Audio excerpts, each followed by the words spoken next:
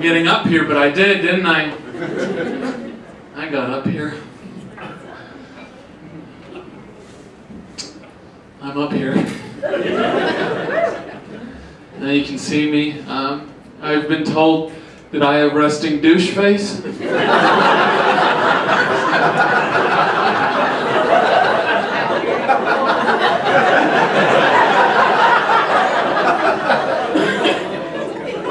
So you agree then, is that what we're...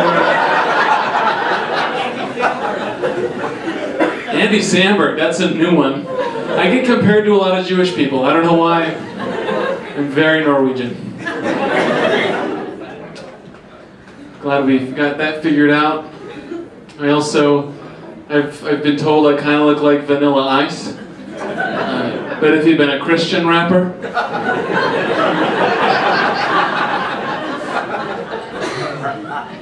Vanilla Christ, if you will.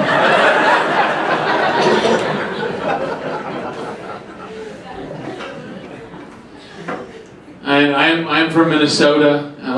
Yeah, really, it's Minnesotans. That's good. Right here, the one who's trying to stop me from getting on stage is from my home state. Ellefson. Now we're just yelling Norwegian things. Never say your ethnicity on stage. Yeah, I just feel like my grandfather's here in spirit now a little bit. Pickled herring. Should we yell more things? Yeah, I don't know. That's all I have. Yeah, I'm from Minnesota. That's where I'm from.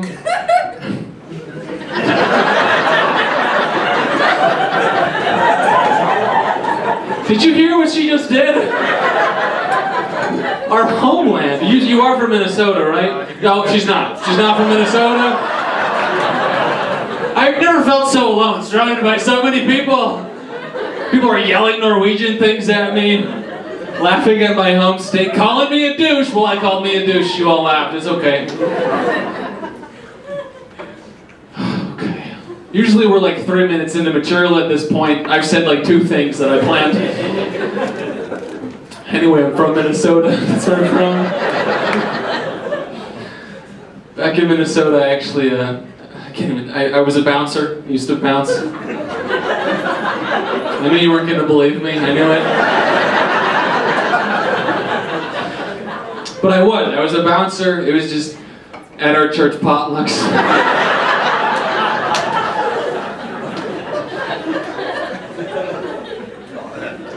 They told us we were greeters, but I knew what they meant. I knew. And being from Minnesota, that means that I've played sorry with people who meant it. And people out here, someone just said sorry, as if they were Minnesotan. No more Minnesota Norwegian heckling, okay? I'm sick of it. It's the first time it's ever happened. I've never been on stage and been like, quit yelling Norwegian things at me.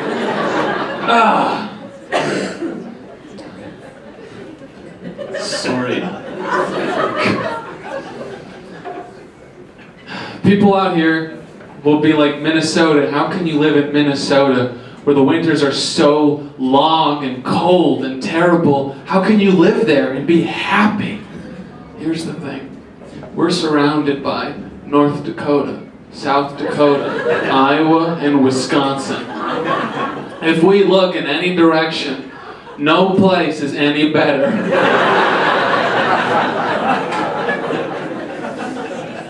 That's how we survive.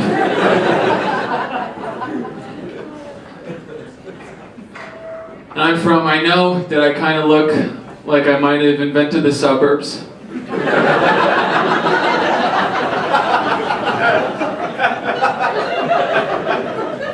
It took you all a second, you're like, oh no, yeah. I know I look like that, but I'm from the country. I'm from a really little town. I've won my town's corn on the cob eating competition. Yeah, I ate 27 cobs of corn in 45 minutes. I had these giant buck teeth, I would just shovel it in. I was unstoppable. Until I got braces. I know. Yeah, I was not the coolest cat in high school. Was not the coolest kid on the block. I'd hang out with my friends in like the hallways and stuff, but I'd always have to leave to go teach their classes. Those guys. Those guys.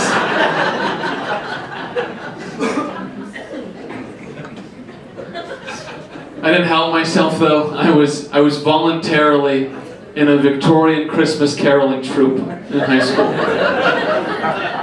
Which is, it's where you dress up in clothes from the 1800s and then you sing to people who were born during that time.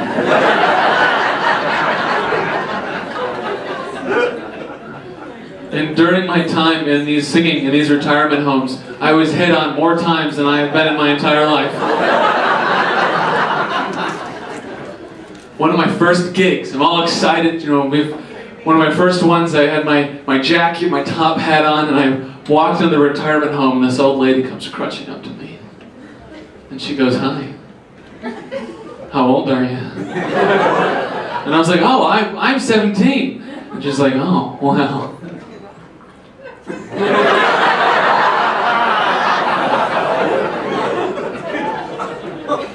And then she said, "You'd be a man by the time I was through with you," and then crutched away.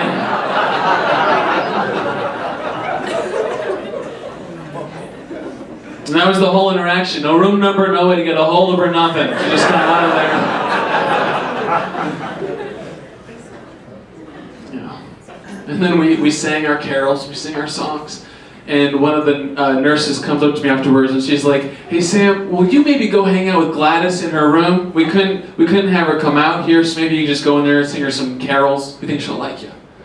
So I go in there, and Gladys wakes up in her bed and goes, "How would you like to get some?" And then before I could respond, she just fell right back asleep.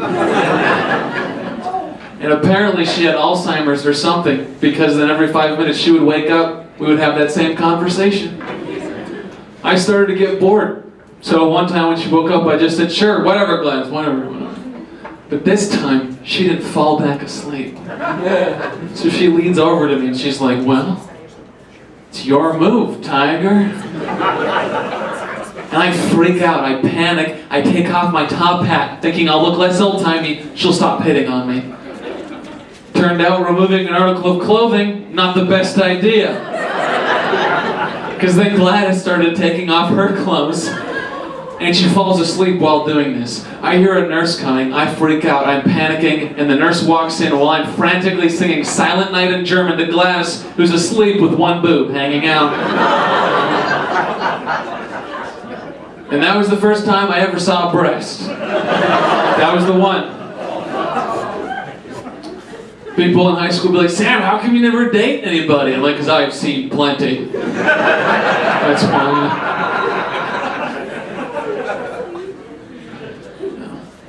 The second time I saw a boob was rough. She was kind of thrown off, and I was like, "Whoa, that was so much better than Gladys's."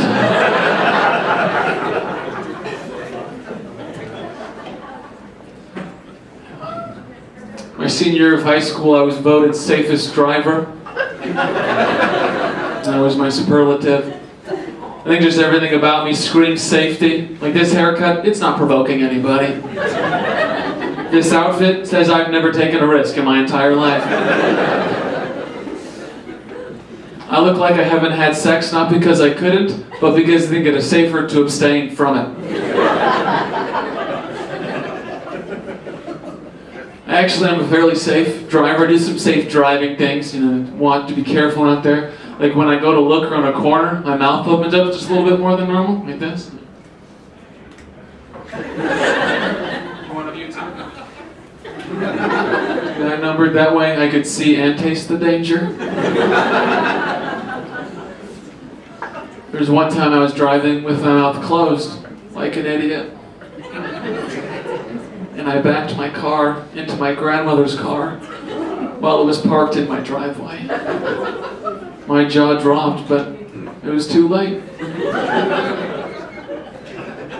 That's my favorite joke, and I'm going to stay here until you appreciate it more.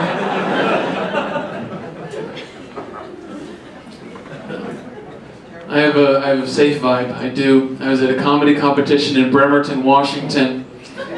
And yeah, some people from Bremerton. This joke isn't gonna look amazing for you, it'll look okay.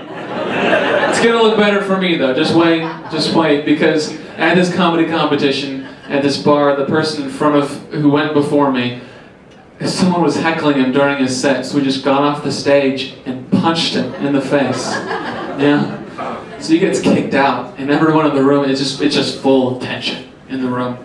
And the host gets up, and I'm like, oh, what's he gonna do? Break some of this up before I go up there. And he just goes,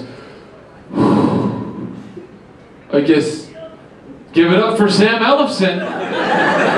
So I walk up there, and a collective sigh of relief fills the room. And I was like, what?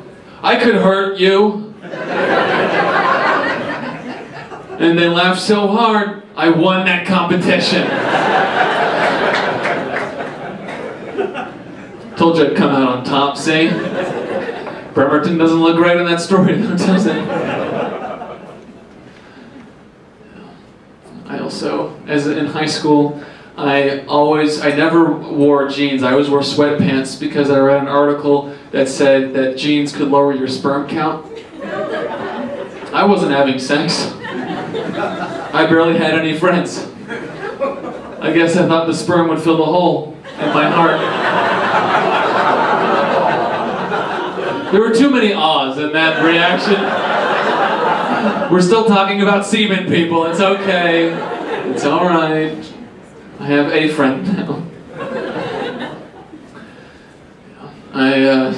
As a kid, I had a lot of troubles with sleeping, and I had an older brother. We shared a room. We had bunk beds, and I didn't get to sleep on the top bunk because, you know, I have an older brother. You don't get to sleep on the top bunk when you wet the bed every single night.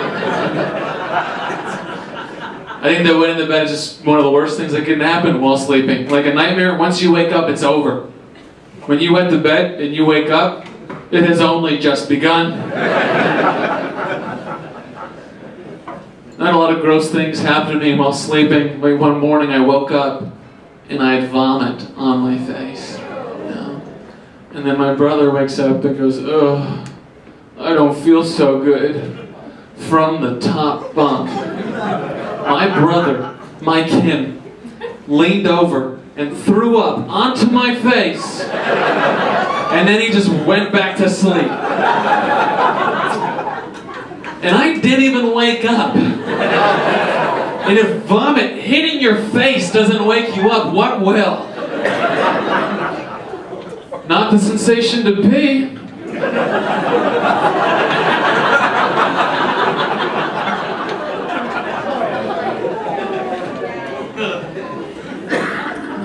So I wet the bed for 15 years. Yeah, 15 years. You all got quiet.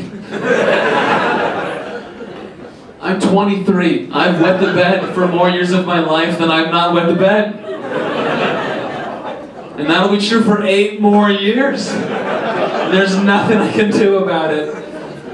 Except wet the bed again, and then I'll just go, and it'll reset. When my grandma used to give us these jokey stocking stuffers for Christmas, and when I was 13, in front of my entire extended family, my grandmother gave me a pair of her reusable adult diapers with a note that said, I hear you could use these more than me. Merry Christmas. And the worst part was, it was in cursive, so my mom had to read it to me.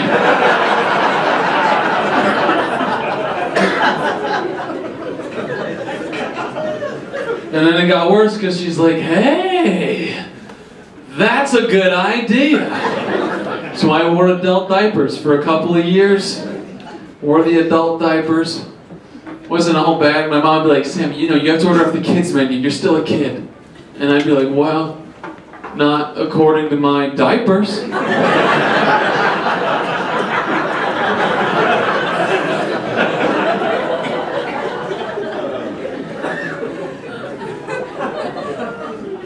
And if the waiter is there, they'd be like, I'm gonna come back later, okay? I don't know.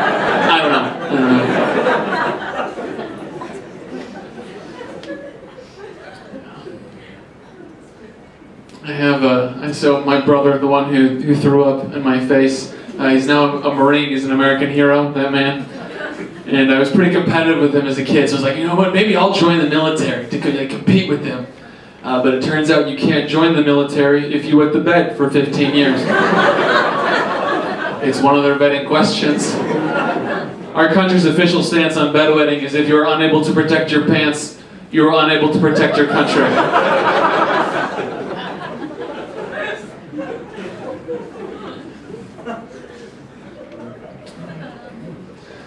So I've got him, and then I've got a younger sister. Her name's Brittany. She's the only girl. She is the baby of the family, and she could fake cry. I once was spanked because she said I was looking at her funny.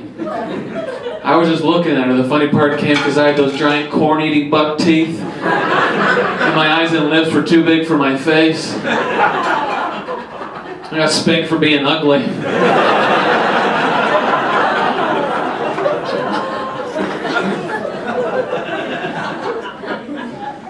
That one's okay to awe during. I'm okay with that one. As a middle child, rough being a middle child, it is. You gotta be extra aware of stranger danger because your parents can't find you if they don't even know you're missing.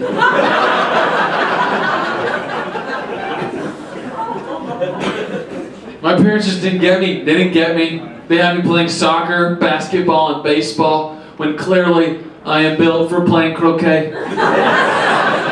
They didn't see it. They didn't see it. Eventually, I got sick of being a middle child. I was like, you know what, I'm done with this. I'm going to run away. I'm going to get out of here. So I put on some froggy galoshes. And I put some stuffed animals in a backpack. Then I grabbed my driver's license and I got out of there.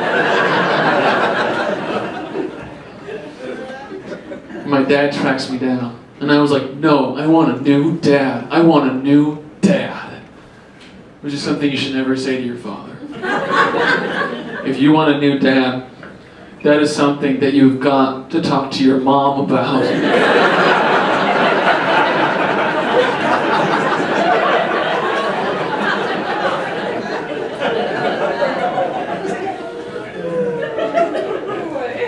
She didn't listen. They're still happily married. 30-some years, I don't know. I'm actually getting married now. I am, and I'm engaged. Thank you. That's the most excitement people have had about my engagement the entire weekend. That's it. Those little woos, that's it. I get it, I'm young. I get it. My fiance is also 5'2". She flew to the wedding venue in Arizona with her parents and was mistaken for a 12-year-old 3 times. She was given 2 children's menus with crayons. And TSA told her that she didn't have to take her shoes off until she turned 13. And what she says to these people is, excuse me, I have a bachelor's degree. And I don't know why she says that. Because now they just think that she's an incredibly intelligent 12-year-old.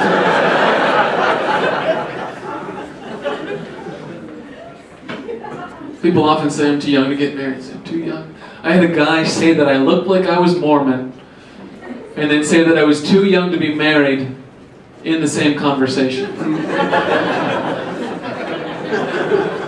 I was like, if you think that I am too young for a Mormon to get married, then just you wait until you see my 12-year-old fiance.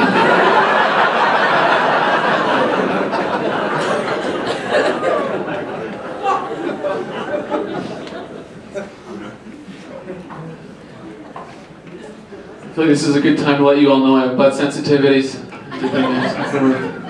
Just a good time. It's a good time for you. It's a good time. Yeah, it's good. Yeah. It's never too early to talk to a loved one about your butt sensitivities, or a man in the front row. Either or. I'm glad that I was born now, because I don't think someone with butt sensitivities would deal too well in the 1800s. I looked up what toilet paper was like back then because I was curious. And I saw an ad from 1920 from Quilted Northern that advertised itself as being splinter-free. Which means that up to that point in history, all their toilet paper must have been giving people splinters. Yeah, you wonder why people are so angry and upset in those black and white photos? They got a whole bunch of little sticks up their butts. That's what's going on.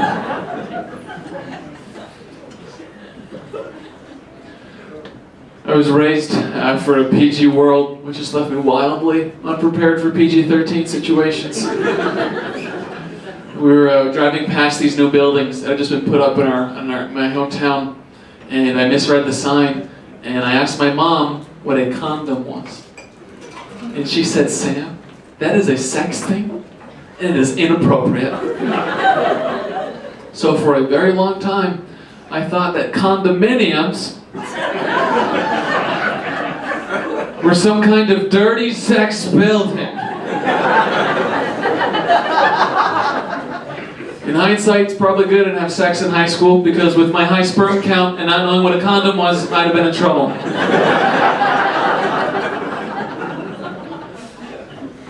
And it was several years later. No one had corrected me. No one had told me.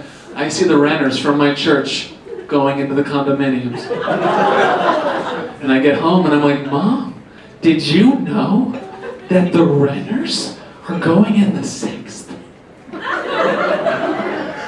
And what she said was, "Sam, who told you about the swingers?" "What?" And she goes, "Sam, there are some people at our church who meet up with other people and then they go home with different people." And I was like, "You mean like a sleepover?" Now remember, I went to bed for 15 years. I'd never been to one. I didn't know what happened at the sleepovers. Oh, it's sad. It's sad. That one got more honest than I would have liked. That's okay.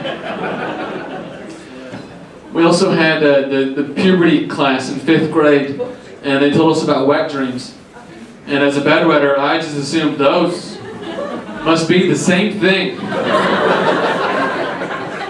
So that night we're out to eat, and I'm like, "Mom, I know I still went to bed. It's because of wet dreams." And the waitress was like, "I'm going to come back later." "Okay, I don't know. What's your fear?" I don't know.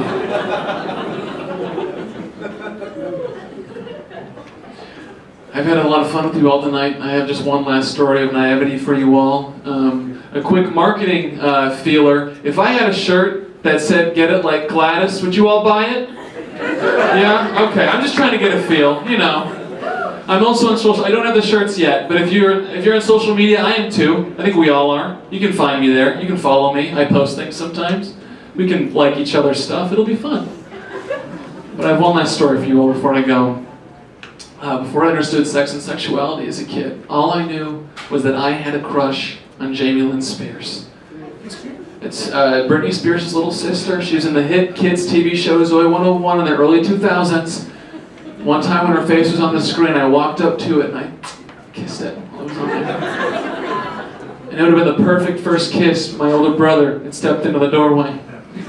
And what he said to me was, "Better hope she doesn't get pregnant," and walks out of the room.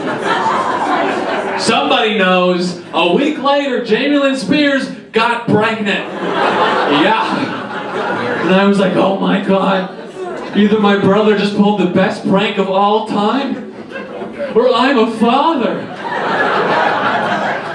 And I ran downstairs and I was like, Tyler, Jamie Lynn Spears is pregnant." And he goes, "I know." Congratulations. Alright, I've been Sam Ellefson. You all have been a delight. Thank you so much. Give it up for your host, Lizzie Collins.